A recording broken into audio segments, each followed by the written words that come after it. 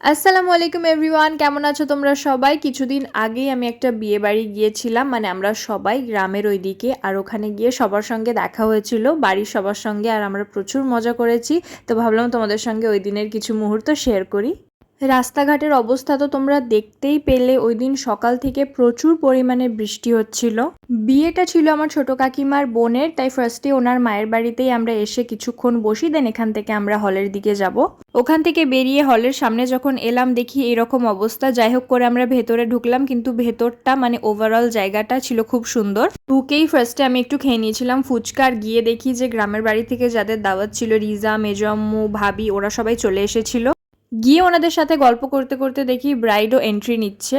Bride যখন আসছিল, আমি দূর থেকে দেখে শুধু এতটুকুই ভাবছিলাম যে কাদাতে এত সুন্দর শাড়িটা যেন নষ্ট না হয়। ব্রাইডের পর হলো নেহার এন্ট্রি। ও কোথায় ছিল, কোথা থেকে আসলো, এরপর আমরা কি কি করলাম নেক্সট পার্টে শেয়ার করছি।